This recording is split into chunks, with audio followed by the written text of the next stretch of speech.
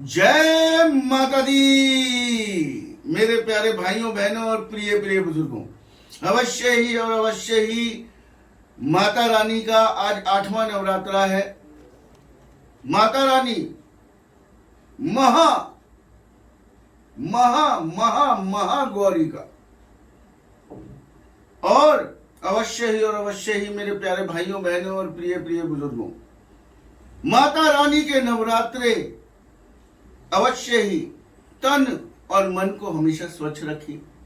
हमेशा आप कहते होंगे गुरुजी जब भी आते हैं, संजीव जी जब भी आते हैं, एक ही बात बोलते हैं, जरूरी है तन से ज्यादा मन को स्वच्छ रखना जरूरी है। अगर आप मन को स्वच्छ रखेंगे तो अवश्य ही और अवश्य ही माता रानी आपकी सारी मुरादें पूरी करेंगी। मन में छल कपट ना रखें आज के दिन।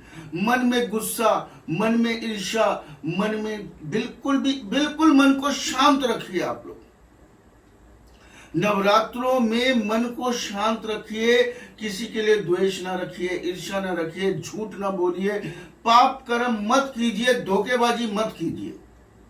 जरूरी है। क्या जरूरी है? जरूरी है ये सब बातें। और अपने माता पिता के पैर जरूर छूइए। माता पिता के पैर जरूर छूने हैं आज आपने। माता पिता की सेवा बहुत ज्यादा जरूरी है, क्योंकि माता पिता के जब तक आप पैर नहीं छुएंगे आपके व्रत पूरे नहीं होंगे। जिनके हैं उनकी बातें कर रहा हूं मैं, जो संसार छोड़ चुके हैं उनकी बातें नहीं कर रहा हूं। माता पिता की सेवा सबसे पहले जरूरी है नवरात्रों में, और ये नई जनरेशन को तो हाथ जोड़ के प्रार्थना कर रहा हूं। मां, अगर मां को आप प्रसन्न करना चाहते हैं, महागौरी को अगर आप प्रसन्न करना चाहते हैं, तो खुश रहिए, हंसते रहिए, क्योंकि कोई भी मां ये पसंद नहीं करती है कि उसका बच्चा रोए या परेशान हो। आप जितना खुश होके व्रत रखेंगे, जितना शरीर से मन से स्वच्छ रहेंगे, उतना ही माता रानी आपको आशीर्वाद देगी, आपकी सारी मुरादें पूरी करेगी। महागौरी आपकी माता, हमारी माता, सबकी माता के 9 रूप होते हैं। 10 महाविद्या से संपन्न होती है मां गौरी। आदि शक्ति के अंश और रूप है ये सारे। शिव की अर्धांगिनी भी कहा गया है महागौरी को, और है भी। और महागौरी ने बहुत ही अखंड तपस्या करी।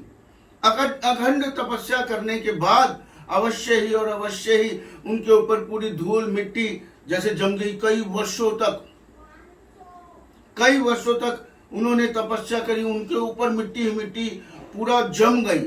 तो भोले शंकर ने हमारे क्या किया? भोले शंकर ने उन्हें गंगा जल से रगड़ रगड़ के नहलाया। तो भोले शंकर की अर्धांगिनी माना गया है, आदि शक्ति माना गया है इनको। और सफेद रंग इनको बहुत ज्यादा प्रिय है।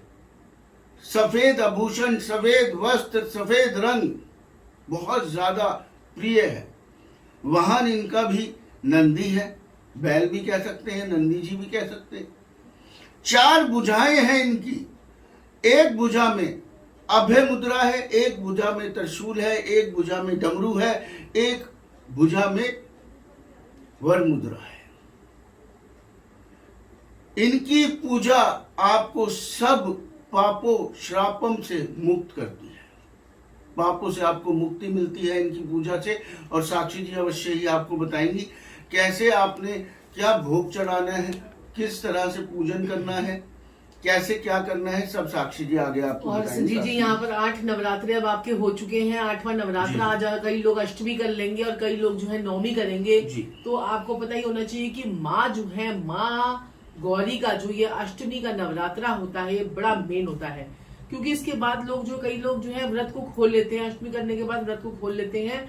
और इसमें क्या होता है कि किसका आपको भोग लगाना है और क्या करना है आज के दिन, कौन सा एक ऐसा फल आपको जाके माँ के आगे जाके चढ़ाना है जिससे आपकी समस्त मनोकामना है, क्योंकि पापों का नाश करने वाली है तो जितने भी आपने नवरात्रे करे हैं उसमें सबके पाप जो भी हमारे इनसे जाने अनजाने में जो पाप हो जाते हैं उन सब कष्टों को जो है माँ आज के दिन जो है वो काटती है।